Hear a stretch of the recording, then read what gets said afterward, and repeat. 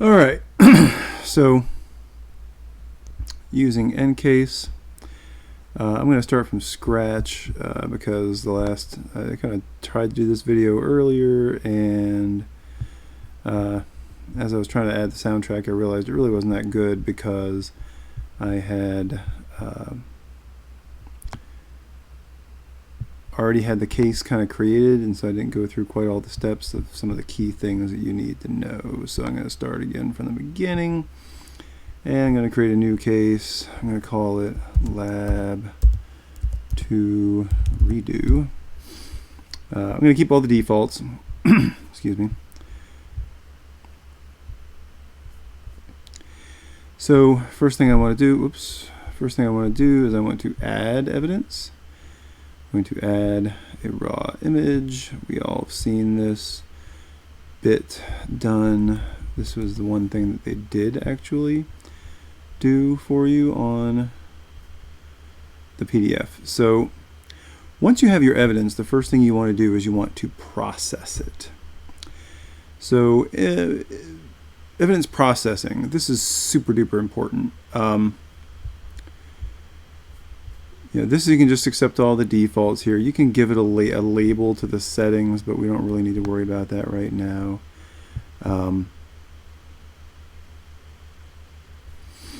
So recover folders. We're going to check that. So what these things do is you can determine what kind of things you want to prioritize. We don't need to do that. These are different things you can do as part of the processing. These are default things. You don't really have the option to not do them. It'll analyze files by their signature. In other words, it doesn't assume just based on the extension what kind of file it is. It actually looks at the contents of the file itself. So it can find executable files, for instance, that might be named something else, not have an executable extension. It'll analyze protected files, it'll create thumbnails of things, it'll do hash analysis. These are all enabled by default. Expanding compound files. This means that it will automatically expand every different type of zip file or other type of container, such as a zip file, that it knows how to expand. It'll expand them and look inside at the individual files and treat the contents of things like zip files as individual files for purposes of analysis. Finding email, you can choose what kind of email you're interested in, but basically if it sees any of these kind of files, it will search the contents of emails in them. We can enable it to also look for lost or deleted items. Internet artifacts, we want to look also in unallocated space, but basically so this is, do I or do I not want to do this thing? And then the ones that are hyperlinks give you additional options for them. So searching for keywords, yes, we want to search for keywords. Now I have previously set, so the keyword list persists across cases. I've already added one keyword, which was extreme, but I'm going to learn from my mistake, and I'm going to make it the entire the whole, use the entire name, not just the short version, because well, you'll see what happens with the different keywords. So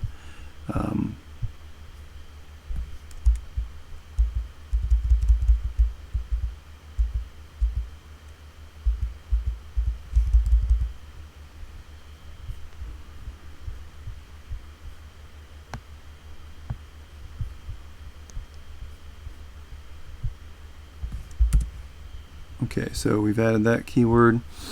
We can make the searching case sensitive. We can look for this as a whole word. In other words, it looks for white space before and after. We don't want that. We want to catch this even if it's part of something else, especially since we know this ends with rat. You'll see why I decided to do that. grep is if you're using regular expressions as opposed to literals, string literals here, which these are in our case these are string literals. Do we want to search Slack? Do we want to? Okay, yeah. So basically that's our keyword list right now.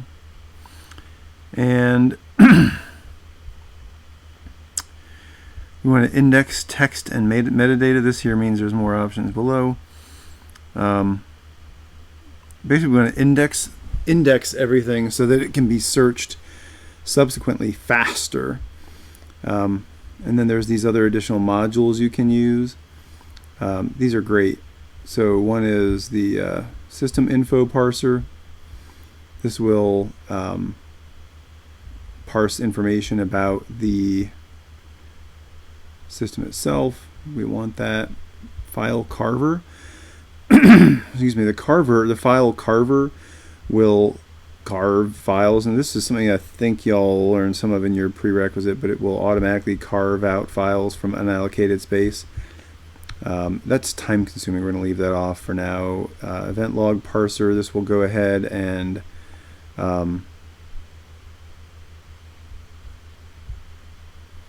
automatically parse event log files for you. Oh, come on. This continues to happen to me, and it's very annoying. I know y'all have probably experienced some of this yourselves. Super annoying. Alright, so sorry for that hiccup. Subject to the same annoyances with the lab as the rest of you. Alright, so this is the modules. So we looked at the system info parser, Windows event log parser, Windows artifact parser. So basically the idea of all of these things is that it goes through, indexes the evidence, and pulls all the things out that are normally not just individual files on the operating system, right? And that includes things like events in the event logs, zip files, like we said, emails, internet history, all the things that are normally sort of wrapped up in other things. It treats them as, it processes them and treats them as individual items for analysis purposes in Encase. And so this processing down here we see tells us that it's currently processing, and we have to wait for it to finish before we are ready to look at the results. So generally the first thing you're going to do when you start a case is you're going to add the evidence, and you're going to start it processing with the appropriate options, keywords being the most important option to think about. And then you're going to basically wait for it to finish. While we're waiting for it to finish, here's some things, some places you might look. So one of the key things with any piece of malware is you're looking for malware is usually going to have some way of achieving what they call persistence. Persistence means the ability to make sure that this program is going to start up every time the machine starts up. Right? If I install malware, especially something like a remote access Trojan, a backdoor, something like that, I need to make sure that that software is going to start up every time Windows starts up. Or failing that, every time a certain user logs in. It depends on what kind of access I have when I initially compromise a machine. Generally, like if you phish somebody and they run a program, or if you get like a drive-by download type of compromise on somebody, you're going to be running, as the attacker that is, you're going to be running your software under whatever user context that user has. So if that user is an admin, it's easy enough to set that software up so it will restart every time the machine boots up. But if you're not an administrator, you generally don't have privileges to do that. So with other users, they will often use persistence mechanisms that are just tied to that user, because every user has the ability to modify those things regarding their own user account. So in the Start menu, which is found here, there's a startup folder, and anything in that startup folder will run every time that user logs in. And one of the things we find here, this path isn't used that often by programs in general, so we find that this administrative user has this add wind rat version 2.vbs. So this is a script. So I'm going to check it. I'm going to check mark it. So check it off basically means selecting it and saying, okay, I'm going to select this item. These shaded check marks here means that there's something in this path that is checked. If it was unshaded, like if I check it and it's not shaded, that means everything from here down the tree is selected. That's how the check marks work. That's why they were showing up the way they were. So when I select one thing, the shaded means there's an item that's selected down this path. And you see that it goes all the way up the tree menu to all the higher level folders that this is under. So that's the way the check marks work. Once you select something, you can bookmark it.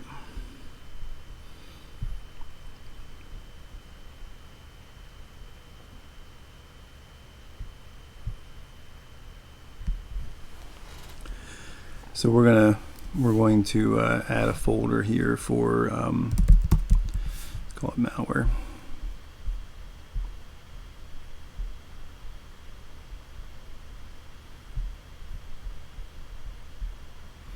All right, so Encase lets you do things like bookmark things in order to sort of make a note that, yeah, I found this thing, and you can look up you can go back and see all the things you bookmarked, so it's kind of handy.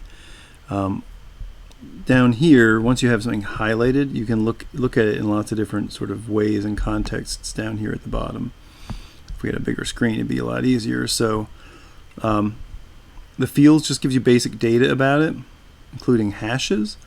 The hashes aren't normally there. That's part of the things that are done when it's processing. We can see the processing is finished. That's why we have hashes. We wouldn't have had them before. Which is, again, one of the reasons why you want to process things before you get started, so you get things like hashes.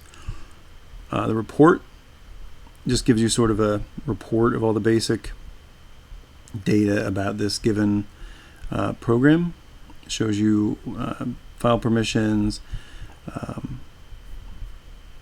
when it was the various dates, like modified dates, accessed, created, and so on. So this sure looks like malware. I mean, obviously it's called the something rat, right? And it's but it's in the startup folder, not knowing what it is. So text actually shows you what in ASCII format that file looks like. Well, since it's a script, it should be readable ASCII. But what we find instead is we've got this. This is a comment because it starts with that's a comment in VBS in the Visual Basic language. So it's saying this is this SAFA 722 crypter, and then it declares a variable SAFA 722 equals decrypt, and it gives this crazy long string here of what is, I'm assuming, base 64 encoded data. And then not until the end do we have any kind of other stuff. But we're decrypting that, executing it, and it is base 64. As I said, this is the it's declaring this XX to be a constant. So it's this long string. This is a dictionary or not a dictionary, but well, it is kind of a dictionary. So base 64 needs 64 characters to encode 64 possible values in order it's a pretty efficient byte coding. This is actually the standard list of what those characters are. It's all your capitals, all your lower cases, and then that's in order to be 64, you need 2 more characters, and these are the standard ones. Sometimes malware will use a custom base 64 dictionary and use different characters than the standard. In this case, they're just using the standard and spelling it out here.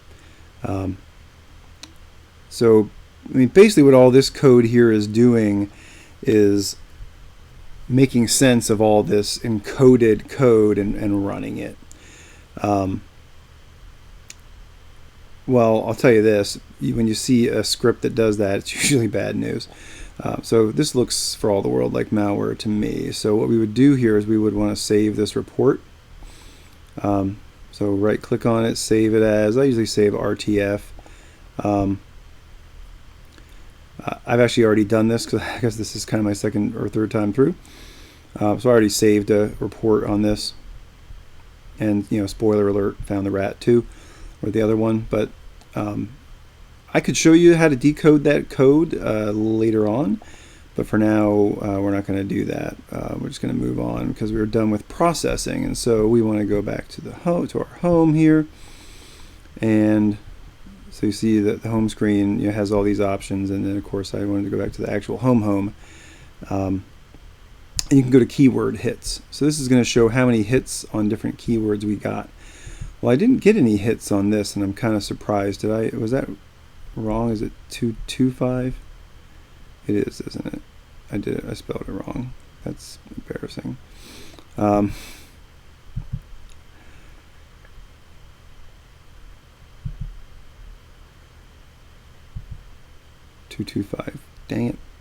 Okay, so I wish I had done that right, because what you'll see is, so the last time I did this I used just extreme, and you'll see why that's unfortunate, because when you look at the actual hits, so these are all the items. In other words, these are all the items, whether they're files or other decoded items where that extreme appears. There's 164 of them. If I click on hits, then we'll get 678, which includes multiple. So basically there's 164 items that contain extreme. There's 678 hits within those 164 items, so some of the items have more than one. The reason why I had added this, and of course I spelled it wrong, so I got 0 hits.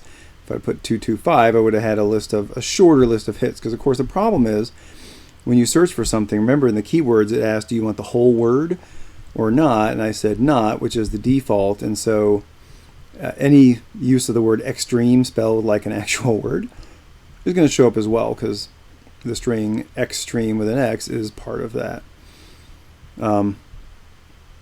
So I got a lot of hits here that aren't really relevant, but here's some that are. So this is in a log file, C log file. So what we can do is we're going to go ahead and we're going to check this off. Really only need to check it once because there's just multiple parts of it in this log file, or I'm sorry, multiple instances of it. But since the bookmarking really has more to do with bookmarking specific files, you don't necessarily need to check them all off. But I'm going to go ahead and do that. Down here we can see the text in this and see where this actually occurs. extremerat.exe.exe. Sure why there's two exes there. Yeah, exe.exe.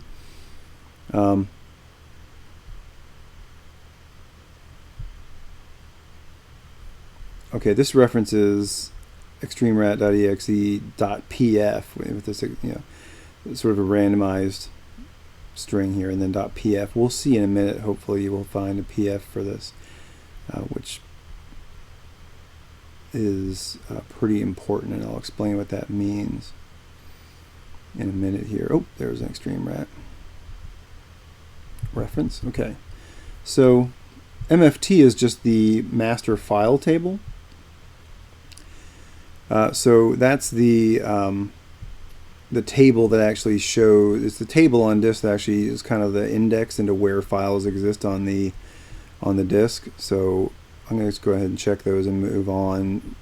So usually MFT is someplace you'll look for something if files have been deleted and you're trying to find evidence of where they were previously.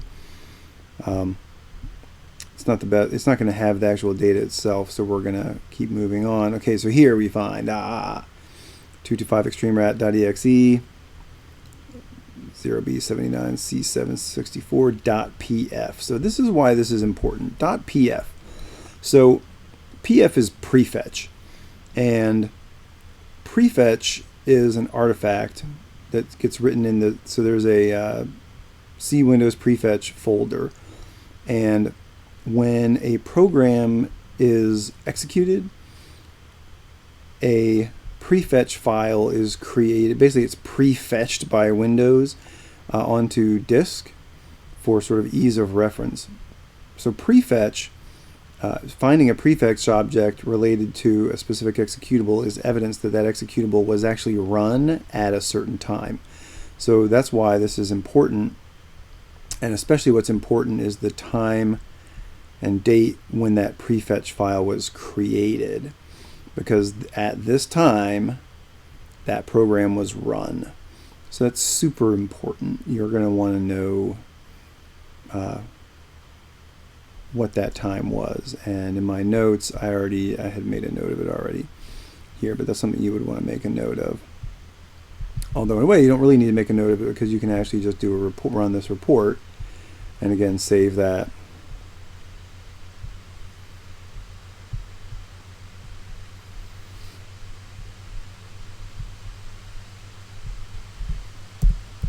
I'm just going to call it PF. I'm not going to use the full name. I'm going to save a report out on that. So that report contains all this information. The key, most important things being, in this case, that what's important is that time when it was created, because it's a prefetch file. So I'm finding some references to it in the page file. Page file is memory. So page file is basically where Windows writes extra data that won't fit in memory. It's sort of like Windows extends the size of its memory by using the page file as sort of a scratch file. It's like virtual memory. It's really on disk. So when it runs out of RAM, it writes things to page. That's why when you're doing a lot on your computer, the hard disk starts to read and write a ton. It's because it's writing out extra stuff that won't fit in RAM out to disk, and then reading it when it needs it. So here we see something else interesting. So there's this reference to extreme keylogger.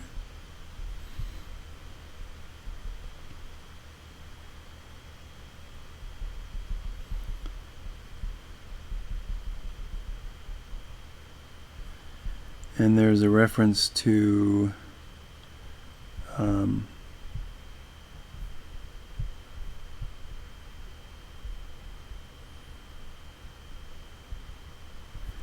there's this extreme keylogger reference, this extreme update / extreme RAM or extreme rat Microsoft Win.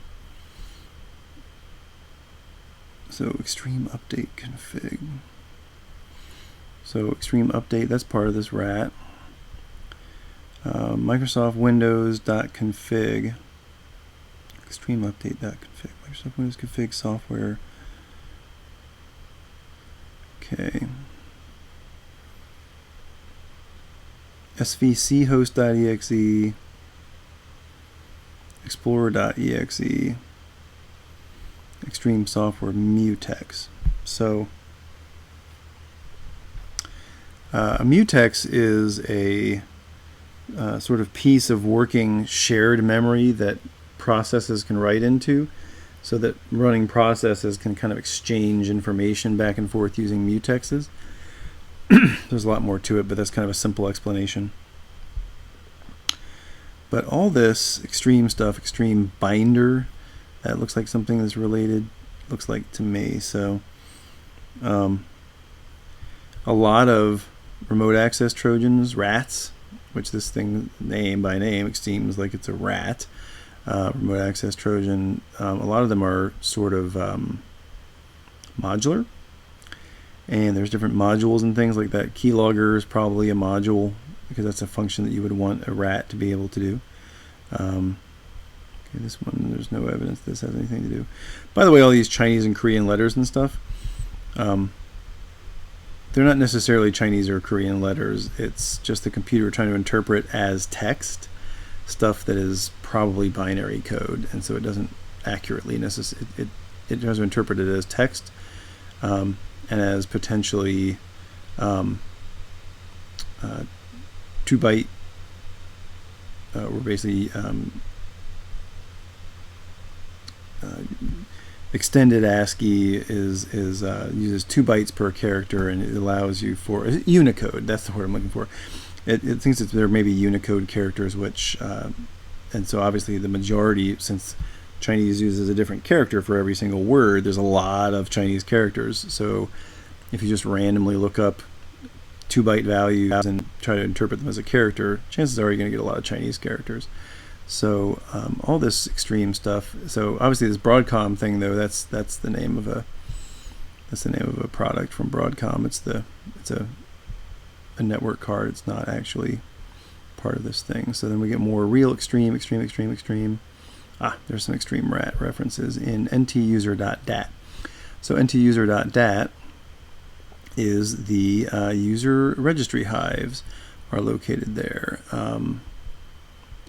So we see it gives us a path, and that's going to be interesting. We're going to want to figure out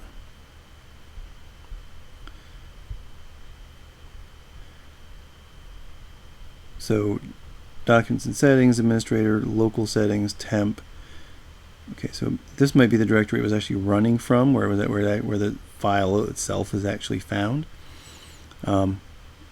Under users, local settings, temp is a pretty common place to find those types of things. So we're going to want to save that entry, and this is just another reference to it. What I was hoping was to see it in the registry, maybe in a startup location, like we said about persistence. That other one we were looking at, that add wind thing, that was one way of achieving persistence, was to put it in the startup folder. Another way would be in the registry. A pretty common way is under a user, both under the machine portion of the registry and under the user portion of the registry. There's a key called run, and if you put a program, the path of a program in there, it will run automatically when the machine starts up or when the user logs in. So that's what I was hoping this might be, but it doesn't look like that's what it is. So okay, here's a couple more references, but okay, these are just MFT artifacts. We've kind of already seen that. This gives us so before we were looking at the path, it was the sort of abbreviated path, which is like old DOS compatible, and so it abbreviates everything to only 8 characters. This version gives us the full path, but otherwise it's nothing really special or anything we need. I wonder what this extreme.exe is. Links extreme.exe. I don't think that's anything related. Oh, saw a reference there. So here we go in prefetch. It's saying, so this is just a folder entry, and this is just a reference to that same file we already know about.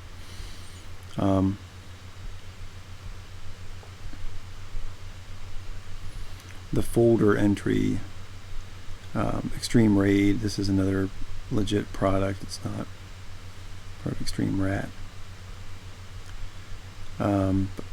See, oh, there was a reference. Okay, so this is that temp folder where we're seeing it. Remember we said it was under administrators, local settings, temp.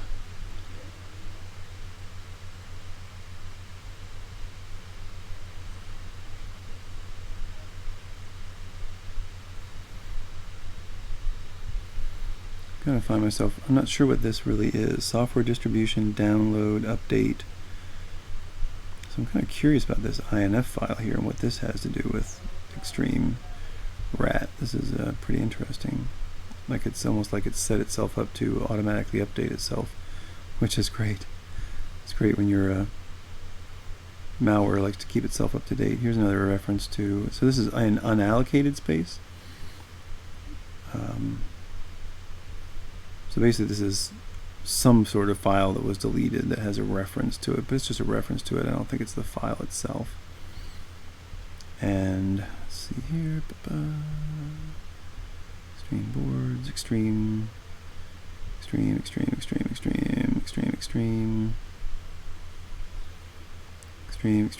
Ah, there we go. More MFT artifacts. Okay, so there's all those references. Now we can bookmark all of those, all the selected items, and we're going to mark them in malware. So, next thing. The next thing is go back to the evidence. We know that the program itself was in the administrators Okay. Local settings, temp. Right. This is upgrader.exe. I don't know what that is. It's pretty old. It's probably not it. Probably not related. Alright, so here we have the file for the extreme rat. And we have another file that's only it's xe.exe, and it just has the text OK in it, which is kind of curious. I'm not sure what that is. Let's bookmark these. And malware. And so this one we would want to do a report on. We can look at the hex for it. We see it is a real executable, and we see this UPX reference. So that kind of is a I mean, if you've seen this enough in a malware, UPX is a pretty common packer used to pack malware files, and packing the files essentially makes them camouflages them, and it's almost like a self-executing zip, but it remains an exe, but the file is packed, and so just at first glance, like an antivirus software or something is not going to see the actual executable code, and it's a way of kind of disguising files, especially malware. So what you can do with a file like this, if you want to get it, is you can go to entries and say you want to copy the file. We're going to copy this highlighted file. You could get just the logical file, and you can tell it where you want to put it. So by default, it'll put it in your case file under the export folder, and we'll write that file there. And there we go. The other one was I think we want to do the same thing with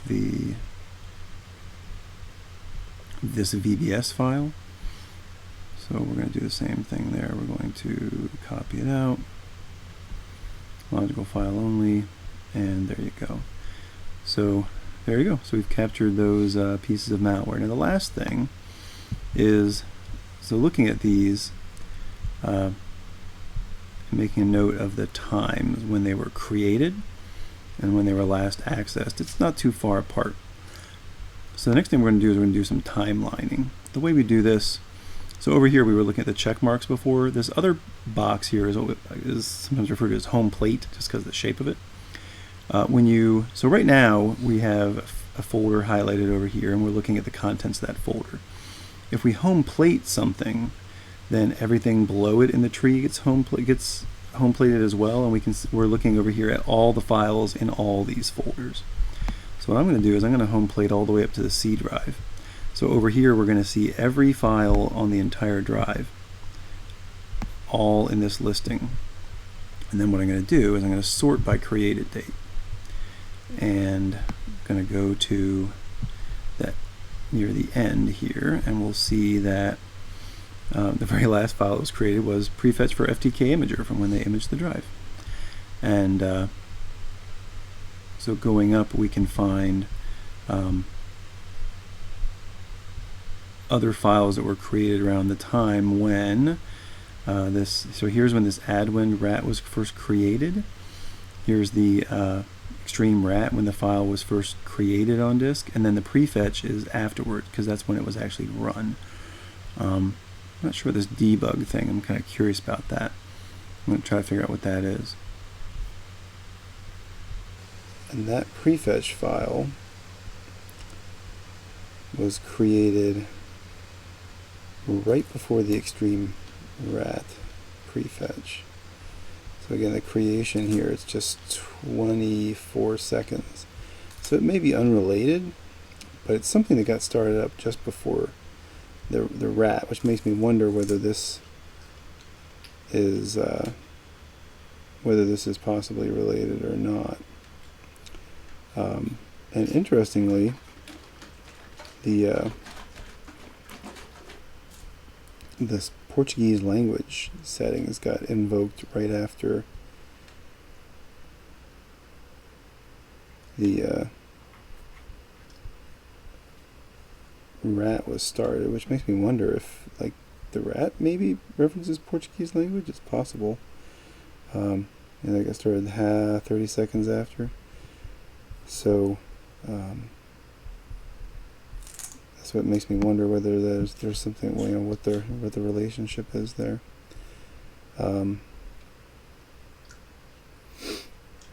This sound, this skin, so these are all in that same local settings temp folder. Garnet.asz. ASZ is how the file itself starts. Options.dat. I don't know what an ASZ file is. But then it has these skins and then of course this is a wave file, a sound file. So makes one wonder why that's happening. There's a link file for the Adwind rat VBS in administrator recent. So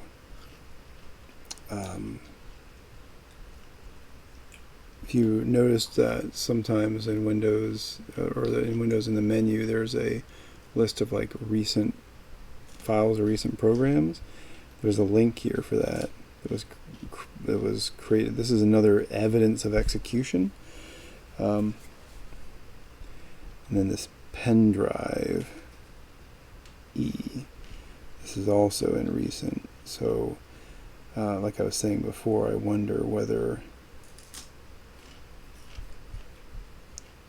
this malware was executed originally from a pen drive, from a USB drive.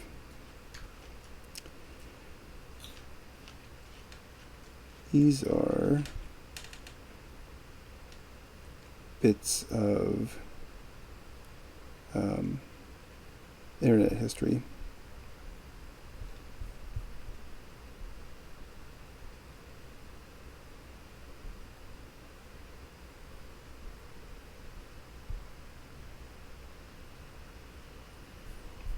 And these were all created quite a ways. This EDB file was created quite a ways after the others, so I mean, it may not be related.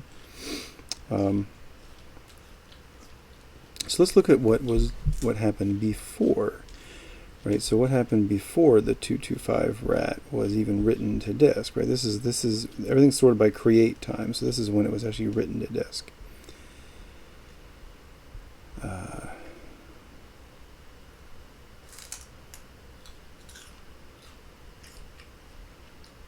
There's this mutex. Alright, so then this is that VBS file. It was written in where we found it in the startup, but it was also written in application data at the same time. The last access data is more recent on the startup one, not surprisingly. But they were both written at the same time.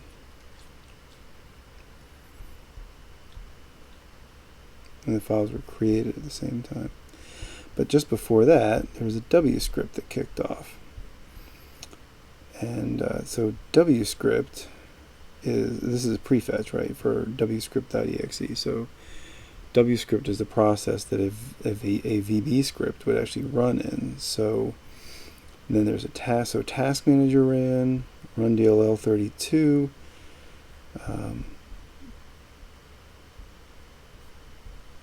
So we notice that there's this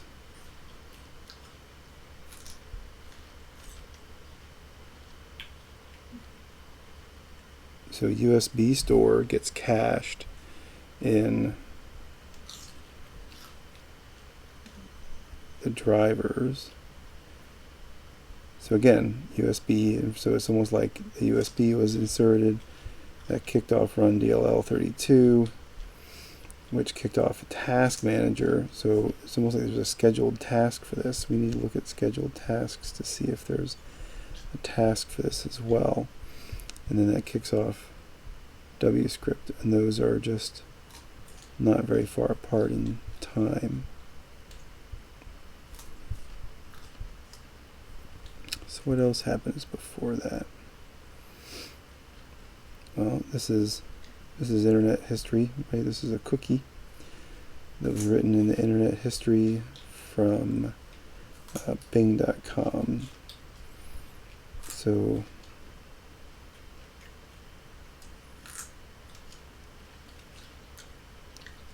interesting. So if this came from a web page, it came from Bing, which is not really what you'd expect. And then prior to that, you just have all this various browsing activity. A bunch of images from, these are thumbnail images maybe from Bing. I'm not sure.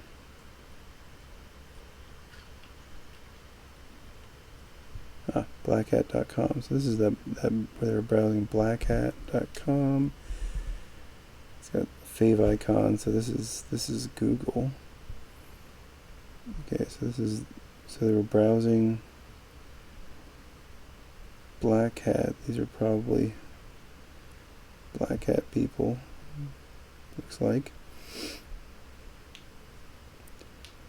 And then next thing you know,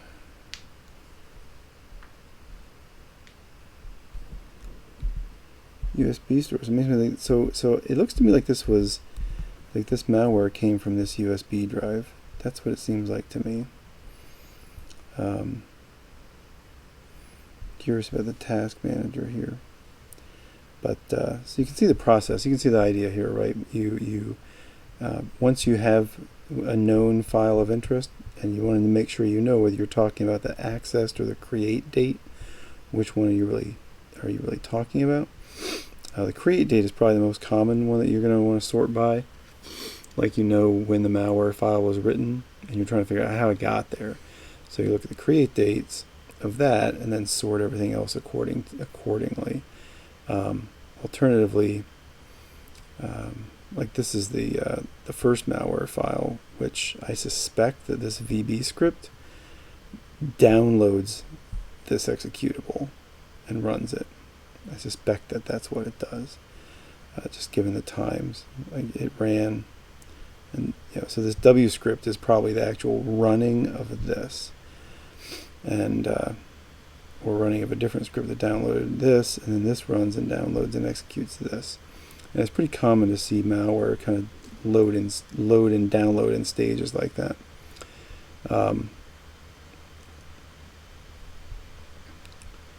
So that's my suspicion, is that that's how that happened, and that it has to do with the USB drive. But I really want to find out about this task manager. But I'm sorry, back to what I was saying, which is, you home plate the whole drive, you sort by whichever date you're looking at. Most often it's going to be created, and then you have an event that you're starting from, and then you can see all the other events that happen before and after that. And these aren't so much events as files being written. But given that we did that analysis and we have everything in here from prefetch to internet history and so on, we can just go up and down, and we basically have a timeline of activity on this drive. So very handy technique to sort of analyze based on a timeline. And that's what I got for Encase. I don't want to go too long with this, so I'm going to wrap it up there. There's lots more to say and show, but we'll wrap this one up for now.